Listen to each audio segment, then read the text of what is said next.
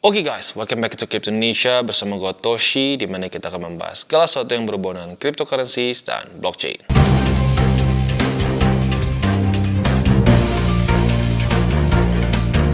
Oke, jadi pada hari ini kita akan membahas mengenai satu topik yang gue cukup yakin banyak diperdebatkan di sosial media, ada banyak juga yang nanya di komen dan seterusnya. Apalagi kalau bukan soal cut loss nggak? Ya banyak yang nanya cut loss nggak bang, cut loss nggak bang? Nah sebelum kita mulai, disclaimer dulu bahwa semua konten dari TCI bukanlah financial advice, ini semua bentuknya adalah edukasi. Dan kita harus samakan dulu bahasa nih. Maksudnya gimana? Kita harus punya definisi yang sama mengenai cut loss. Jadi apa nih cut loss? Ada orang yang berpikir gini, cut loss tuh pokoknya kalau gua pernah beli satu aset di harga segini nih ya. Nah, dia turun itu cut loss. Nah, tapi kalau menurut gua bukan kayak gitu. Cut loss itu adalah harga rata-rata lo. Jadi misalkan lo udah akumulasi BTC dari di sini, di bottom, di 20 ribuan, di 30 ribuan.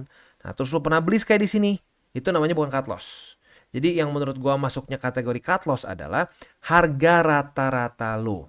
Ya, jadi semua posisi BTC lu rata-ratanya di berapa? Kalau rata-ratanya di bawah dari harga running, itu masih TP maksudnya ya. Itu masih masuknya ke TP, dan kalau di atas masuknya ke cut loss. Jadi harus samakan dulu definisi ya. Harga rata-rata di atas dari harga running, cut loss. Harga rata-rata di bawah dari harga running, TP ya. Itu penting juga karena kita akan kategorikan menjadi 3 jenis nih. Good, okay, dan bad ya.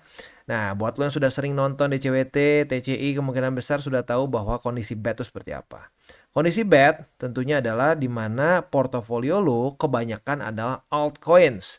Dan altcoins-nya adalah small cap. Ya, small cap itu berarti rata-rata di bawah dari 1 miliar. Ya, berarti ratusan sampai puluhan juta US dollars. Ya kalau lo mikir, bang, masa sih itu kecil? Yes. In general scope of things, that's small di dalam dunia kripto. Nah, jadi kalau posisi portofolio spot lu kebanyakan altcoins atau semuanya 100% altcoins dan banyak small cap, lu masuk dalam kategori bad ya. Oke, adalah kondisi di mana lu altsnya banyak, lebih besar daripada BTC. BTC cuma kecil lah, 10%, mungkin 20%. Bukan maksimum, tapi majority itu banyaknya di altcoins. Tetapi altcoins lo banyak yang large caps atau bahkan blue chips juga, seperti mungkin lu majority di BNB, di Solana begitu ya. Ada beberapa mungkin mid cap seperti FTM gitu dan beberapa lagi lah ya, tetapi small capnya nggak terlalu besar. Ini masuknya ke oke ya. Walaupun volatile tapi masih lebih mending lah dibandingkan bad. Nah, good adalah orang yang basically punya portofolio sesuai yang kita bahas di DCWT. Di mana lu mulai dari awal bull market dengan 70-30 atau 80-20 ya. 70-30 buat yang ya intermediate biasanya ya. Buat yang lebih konservatif di 80-20 ya. Jadi 20% hanya altcoins. Jadi hanya 20% saja untuk di altcoins begitu. Sisanya 80% itu di BTC dan di Ethereum begitu ya. Nah, ini masuk ke dalam kategori good. Untuk kategori bad, ini adalah kategori yang paling mungkin harus pertimbangkan untuk cut loss begitu. Karena small cap ya, itu punya resiko untuk bukan cuma minus tapi nggak naik lagi, jadi bubuk begitu. Itu terjadi di cycle sebelumnya. Nah, permasalahannya kita bukan dukun, kita nggak tahu mana yang jadi bubuk gitu. Maka dari itu kalau lu kebanyakan small cap, pertimbangkan untuk cut loss small cap itu. Kalau sekarang minus misalkan, ya gue minus 40%, 60%, ya pertimbangkan untuk tutup posisi. Karena kenapa? Small cap itu resikonya terlalu besar, menurut gue gak worth it dalam masa-masa sekarang. Ya, itu pandangan gue. Kalau lu pengen cara sendiri ya terserah. Kan lu nanya, ya gue kasih tahu pendapat gue, opini gue seperti itu. Ya. Nah, itu untuk yang bad. Nah, setelah lu cut loss posisi small cap lu ya. Udah lu cut loss, lu jangan pusing-pusing liatin lagi. Itu akan bikin mental lu jadi kacau. Nanti naik sedikit lu, aduh harusnya gua ini beli lagi. Nah, itu udah lingkaran setan. Ya, jadi udah lu cut loss, lupakan. Small cap yang gak jelas, lupakan. Gitu. Nah, udahnya lu coba imbangkan ya, bikin portofolio lebih imbang. Nggak usah langsung 70 BTC juga sih. Ya, tapi kalau bisa mulai digeser ke BTC atau bisa juga lu geser ke stablecoins seperti ke USD. Gitu ya. Nah, rasionya berapa? Lagi-lagi, gue nggak tahu portfolio seperti apa. Gitu. Tetapi yang pasti untuk yang bad kondisi di mana lu tuh kebanyakan small caps ya, altcoins-nya juga 100% gitu ya, lu harus pertimbangkan untuk tutup posisi small cap lu karena resikonya nggak make sense menurut gua. Dan mungkin beberapa malah udah hancur banget, udah minus sampai 80 mungkin. Kalau udah kayak gitu ya udah menurut gua daripada cuma jadi bahan stres mending nggak usah ada di porto gitu ya. Nah, itu untuk yang situasi paling buruk. Situasi di tengah, oke lah ya. Nah, situasi oke lah ini berarti ada small cap. Nah, small capnya ini sama ya. Kalau ada small cap di apa kalau di tengah-tengah di oke ini dan lu masih punya small cap, pertimbangkan tutup posisinya. Begitu supaya nggak jadi anchor yang tambah bikin parah. Mendingan dijadiin stable coin gitu. Nah, sisanya altcoins yang blue chip atau large cap lah, large cap sama mid cap. Nah, lu boleh pertimbangkan untuk mulai dibikin mirip kayak yang bagus portonya ya. Lu bikin kalau bisa ya nggak usah 70 lah. Mungkin dalam kondisi sekarang lu ngerasa, bang nanggung bang, nanti takutnya udah QE harus geser lagi. Oke lah, lu bikin mungkin 60-40 gitu ya. Dimana 40%-nya altcoins, 60%-nya BTC Ethereum. Begitu untuk menjaga volatility. Kalau sampai drop lebih parah, ya lu masih lebih oke di BTC terutama dibandingkan dengan lu hold berbagai macam altcoins yang apalagi nggak blue chip gitu. Karena ya lu lihat sendiri lah, lu lihat sendiri kemarin banyak yang terjun payung double digit ya, bandingkan dengan BTC yang koreksinya nggak se ekstrim itu. Jadi itu aja ya, itu untuk yang kondisi portonya dalam ya kategori tengah-tengah lah di oke ya. Nah untuk yang good kemungkinan besar lu masih dalam keadaan profit ya. In theory sih, tergantung sebenarnya lu masuk di mana. Kalau lu masuknya di sini ya mau 70-30, kalau lu masuknya di sini ya sama aja bohong sih, mau 70-30 juga ya. Tapi kalau lu goodnya dalam kondisi di bawah, lu sudah akumulasi sesuai dengan DCWT dari 2022, nah lu ada satu scenario yang dimana lu bisa kesannya gini nih. Lu ngerasain ini udah breakdown ya. Dan ini ada possibility seperti yang gue bahas bisa sampai 50% koreksinya, which is itu sampai ke angka 36.000 ya. Berarti masih ada beberapa major support seperti yang kita bahas di DCWT ya. Ada kayak di apa namanya 52.000, 50.000, 47 sampai ke akhirnya 36.000 dan juga MA 200 di weekly begitu ya. Nah, tapi kalau lu dalam camp yang kesannya walaupun porto lu good tapi lu beli di atas, lu kondisinya minus gitu ya, kondisi tetap minus. Nah, lu bisa pertimbangkan untuk tutup sebagian posisi. Sebagiannya berapa besar, Bang? Ya kalau lu benar-benar konservatif mungkin lebih besar. Lu tutup posisi 30-40% ya. Lu geser ke stable coins dan lu mulai akumulasi lagi ulang di sini ya, di bawah sini. Nah, akumulasinya apa? Ya kalau lu pengen lebih aman ya BTC, lebih baik BTC begitu. Tapi kalau lu merasa bahwa wah Bang, udahlah gua udah nanggung nih. Takutnya nanti QE nih Bang, ya pas QE gua nggak kebagian. Nah, lu perhatiin aja BTC kalau sampai udah dekat-dekat ke 50%, ya lu pertimbangkan lebih ke alts. Nah, tetapi buat lu yang jalan kedua nih, yang lebih resiko tinggi, lu ambil lebih banyak alts, harus siap saat BTC misalkan hanya diam ya sideways, itu alts bisa lanjut turun. Gitu. Jadi itu yang harus lo ingat dulu di awal. Kalau sampai ternyata BTC udah mulai stabil di 30.000 mungkin atau 50.000, tapi alts-nya masih turun, lo harus siap dengan extra volatility lagi. Gitu. Jadi itu deh, itu 3 skenario yang menurut gua kemungkinan besar mencakup sebagian besar dari kondisi lo. Begitu ya. Dan sekali lagi, gua bukan your financial advisor, ya. Gua nggak tahu kondisi porto lu masing-masing persisnya seperti apa. Ya, maka dari itu, ini hanya bisa dijadikan suatu guide, ya. Guide yang kesannya harus kita ambil dengan with a pinch of salt, gitu. Kita harus sesuaikan lagi sama kondisi kita. Nggak bisa pokoknya, pokoknya percis aja ngikutin. Ya, lu harus ngikutin percis kondisi lu masing-masing. Gitu, lu ada tanggungan apa? Gitu, lu ada permasalahan apa? Gitu, karena setiap orang berbeda-beda. Dan lagi-lagi di sini gue tidak dibayar ya sama sekali, jadi gue rasa ini udah very good untuk menjadi suatu ya kurang lebih foundation buat lu lah. Itu kalau lu ingin memperbaiki porto ya. Nah, mungkin sebenarnya ada satu kategori lagi ya, very good lah kesana. Nah, very good itu mungkin dalam kondisi ya lu benar-benar udah ngikutin dari 2022, lu udah saking bosannya nggak dengerin gue 70-30, 70-30, lu arguably almost the same sama gue secara porto gitu.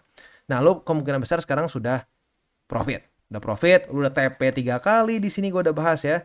Udah TP BTC, Ethereum, beberapa meme coins ya. Nah, berarti lu sudah mengantongi ini sudah mengantongi hasil profit lo nih dari kemarin waktu naik ya. Nah, buat lo yang seperti itu, arguably lo tinggal melakukan DCA. Nah, DCA-nya sebenarnya gue udah sering sedikit bahas di DCWT ya. Nah, untuk di DCWT gue bilang, kalau sampai BTC ke angka 50.000 sampai 52 ribuan, gue akan meningkatkan rasio peluru gue. Tadinya itu cuma 25% ya. Jadi kalau misalkan lo biasanya akumulasi $100 di satu posisi waktu di zaman sini nih. Nah, di sini gue udah bahas gue kurangin cuma jadi 25% aja. Jadi biasanya akumulasi $100 jadi cuma $25. Tujuannya apa? Ya supaya antisipasi nabung ya. Kalau sampai turun lebih dalam kita masih punya peluru. Nah, tapi kalau udah sampai ke angka 50.000 sampai 52.000, pertimbangkan untuk mulai geser ke 50%. Sekali lagi, kalau gue pribadi ya, bukan fresh advice, tapi kalau gue pribadi udah sampai ke angka 50.000 sampai 52.000, gue akan DCA dengan jumlah yang lebih besar, rasionya 50% dari peluru. Nah, kalau sampai lebih dalam lagi ya, sampai mencapai ke angka 30 ribuan, nah disitulah gue akan kembali ke 100%. Jadi untuk contohnya misalkan biar gampang bulat ya, setiap kali akumulasi itu atau setiap kali DCA itu $100. Begitu. Ya. Nah, pertanyaannya akumulasi di mana nih ya? Anggap kondisi lu ya tinggal di salah satu dari sini lah. Akumulasinya bisa pertimbangkan di Gate.io ya. Gate.io ini adalah salah satu cryptocurrency exchanger yang OG ya. Dan di sini kita bisa trade lebih dari 2.100 cryptocurrency secara safe, quick dan easy ya. Nah, di sini kita bisa ngapain aja? Yang gue suka adalah dia itu dari orang-orang yang masih sangat newbie pun bisa melakukan transaksi di sini ya. Kayak contoh di sini ada yang Express ya. Express ini kita bisa langsung pay with IDR kalau lu mau ya, walaupun ya lu harus ambil konsekuensinya adalah kadang-kadang rate-nya not the best ya. Tapi buat lu yang masih buta sama sekali, pengen langsung akumulasi aja, nggak perlu lihat chart, gue pengen DCA murni bang, bisa. Lu tinggal misalkan gini, oh gue setiap hari Senin ya gue pengen akumulasi 100.000 ya, jam 7 pagi katanya biar hoki misalkan gitu ya. Nah kita tinggal masukin aja, gue pengen 100.000 nih ya, jangan USDT, kita ganti BTC misalkan. Oke, lu ambil 100.000 misalkan setiap hari Senin ya, lu tinggal bangun jam 7 pagi, udah gitu tinggal ya beli 100.000 gitu. Nah, nanti setiap itu akan tinggal kebeli secara langsung. Di sini lu tinggal sign up, verify account dan buy. Ya, as easy as that. Dan lu bisa pakai berbagai macam payment method ya, sampai ada lebih dari 300 cara untuk bisa beli dan lebih dari nyaris 100 fiat currency yang mereka terima ya. Jadi ya buat lu yang pengen gak ribet ya dan pusing nggak punya waktu buat belajar TA tapi pengen akumulasi BTC ya silakan bisa pakai menggunakan sistem ini, namanya adalah Express ya. Nah selanjutnya adalah ada spot trading. Ini ya semua orang udah tahu lah ya spot trading seperti apa. Tapi intinya di sini kita bisa melakukan juga spot trading ya, dimana secara ya lagi-lagi ya seperti yang gue bilang semua exchanger kayaknya udah, atau minimal exchanger yang cukup besar ya sudah menerapkan satu standar lah kasarnya ya, dimana kurang lebih akan bentuknya mirip seperti ini. Dan lu pakai trading view which is good ya, buat lu yang sudah sering nonton DCWT akan sangat terbiasa karena ngelihat gue biasa charting juga pakai trading view ya. Next di sini juga tentunya ada futures ya. Di sini ada pakai USDT dan juga bisa pakai BTC. Tapi kalau gue sih mendingan pakai USDT biar lebih gampang aja ya. Nah, terus jangan lupa juga ya, nanti Gate.io akan membuat suatu campaign khusus untuk TCI. Stay tune ya, nanti kita akan bahas lagi detailnya seperti apa karena gue sendiri juga belum kasih tahu nih. Surprise dari Gate.io ya. Nah, jadi buat lo yang pengen nanti bisa tunggu ya, saat ada link baru mungkin akan campaignnya langsung bisa integrated dengan si link itu ya.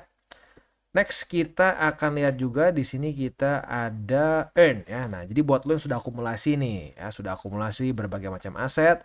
Nah, lo bisa pertimbangkan untuk dapatkan bunga dari aset tersebut ya, mulai dari ada Bitcoin, ada Ethereum, bahkan stable coin seperti USDT pun. Misalnya lagi nganggur nih ya, lu udah beli USDT, lu lagi nunggu misalkan BTC sampai kena 52, 50 dan seterusnya. Nah, lu bisa pertimbangkan untuk subscribe di sini. Jadi waktu nunggu pun USDT lu bisa menghasilkan yield buat lo gitu. Which is really good ya, which is really good. Jadi very effective menurut gua. Nah, selanjutnya di sini juga ada bot ya. Botnya ada berbagai macam jenis ya. Ada smart rebalance, ada martingale, ada spot grid, ada pun juga futures grid ya. Jadi Yang zaman dulu di 2016 yang gue inget ya, ini semua rata-rata dijual ya, lu disuruh bayar lagi berapa. Di Gate.io semua diberikan secara gratis, paling cuma tinggal bayar fee aja sedikit ya, nggak perlu beli. Kalau zaman dulu harus beli ya, sekarang bisa langsung pakai aja ya. Nah, Smart Rebalance juga ini bagus nih buat lo yang pengen misalkan, bang gue pengen porto lu tuh, sorry bukan porto lu, porto gua tuh harus segini nih, 70% BTC, 30% alts bla bla bla. Nah, lu bisa pakai nih Smart Rebalance ya. Martingale juga lu bisa pakai untuk lu akumulasi ya, atau DCA tapi dengan, jadi kesannya kalau dia turun lu akan akumulasi dengan lebih besar gitu. Itu tujuannya apa? Untuk membuat average down lu lebih apa ya, lebih efektif lagi gitu. Tapi biasanya kalau untuk martingale butuh dana lebih besar gitu ya. Jadi lagi-lagi di sini lu diberikan berbagai macam tool yang bisa langsung lu pakai ya. Selanjutnya juga di sini ada copy trading ya, dan di sini ada futures maupun spot. Jadi buat lo yang ngerasa, bang gue udah cobain bang belajar TA, udah ke segala macam cara lah, gue udah baca buku, nggak ngerti-ngerti bang, tapi gue pengen profit nih kayak trader. Ya lo bisa mengikuti copy trading. Yang pasti tinggal lo pastikan saja sesuai sama lo ya, risk tolerance-nya begitu. Jangan sampai lo konservatif tapi wah pengen pokoknya paling cuan, tiba-tiba volatile, lu ngelihat porto lu merah takut. Nah, jangan seperti itu. Jadi pastikan sesuai dengan risk profile lu masing-masing gitu ya. Sekali lagi ini ada dua ya. Ada copy tradingnya itu ada yang spot ya. Ada juga yang futures. Jangan sampai ketukar ya. Kalau spot ya nanti si tokennya akan ada dulu. Sementara kalau futures ya itu bentuknya kontrak. Jadi bisa ya kalau liquid ya ke liquid. Kalau di spot nggak akan kena liquid ya. Oke, itu kurang lebih ya untuk si Gate.io, dan selain dari itu juga di sini ada namanya Gate Moments. Nah, Gate Moments ini berguna bagi lo yang pengen terus stay tune dan tahu mengenai hal-hal terbaru di crypto world ya, atau crypto industry in general ya, di mana di sini mereka akan membahas berbagai macam hal-hal terbaru seperti yang di sini ya. Ini literally hari ini ada alert on BNB chain ya, beberapa project seperti Hector Network dan seterusnya. Nah, ini bisa dapatkan semua langsung dari Gate Moments ya. Itu kurang lebih yang kita bisa dapatkan dari Gate.io ya. Buat lo yang tertarik dan pengen ingin menggunakan Gate.io, bisa pertimbangkan untuk menggunakan link referral kita di bawah. Tentunya tidak wajib ya, tapi kalau lo pengen membantu perkembangan dari TCI, monggo silahkan ya. Oke, kita balik lagi ke main ini kita ya, ke main problem kita gitu ya, urusan cut loss. Jadi sekali lagi untuk urusan cut loss ini sebenarnya susah untuk dibahas ya, karena ya lu walaupun gua udah kasih 3 jenis seperti ini, mungkin aja ada yang kerasa di tengah-tengah gitu ya. Ada yang mungkin malah lebih bad lagi gitu ya. Nah, itu kita nggak bisa tahu spesifiknya seperti apa. Dan karena ya memang this is not a financial advice ya, dan gue juga nggak tahu porto lu seperti apa specifically, jadi ya lu tinggal harus lihat dari salah satu template ini, lu ada di mana, lu ada di kondisi yang bagus, biasa aja, atau sangat buruk begitu. Pokoknya semakin ke kanan semakin buruk, pertimbangkan untuk tutup posisi begitu. Setelah tutup nggak usah lu lihat-lihat lagi, karena takutnya gini, ini terlalu sering terjadi ya. Dia udah putusin, oke bang gue udah cukup nih kayaknya, yang terlalu beresiko tinggi gue pengen cut loss. Oke, udah cut loss. Besoknya diliatin tuh, aduh besoknya ngepam 5%, udahlah kayaknya bakal naik lagi, beli. Ujung-ujungnya ngedrop lagi, ternyata itu hanya suatu lower high ya. Lingkaran setan. Nah, jadi kalau udah cut loss, udah nggak usah dipikirin lagi, udah tutup buku itu ya. Sisanya tinggal fokus ngebenerin porto lo.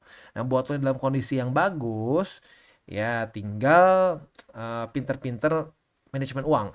Itu jangan sampai lu terlalu over leverage dalam alokasi ya. Dan ingat, setiap orang tuh bisa berbeda-beda ya. Berbeda-beda itu seperti apa? Maksudnya gini nih ya. Kayak kita ngomong, lu udah punya keluarga atau belum aja, itu kondisinya sangat berbeda. Jadi semakin banyak lu punya tanggungan, ya tanggungan nggak harus keluarga sih, bisa aja misalkan lu nanggung ortu, nanggung adik, nanggung saudara, ya itu tanggungan hitungnya ya. Jadi semakin banyak tanggungan yang lu punya, gua sarankan alokasi di kripto semakin kecil. Karena kripto itu volatile. Dan lu kalau nyangkut tuh bisa lama, apalagi kalau nyangkut di pucuk akhir cycle. Itu lama. Itu tuh lama dan kejemputnya tuh bisa bertahun-tahun.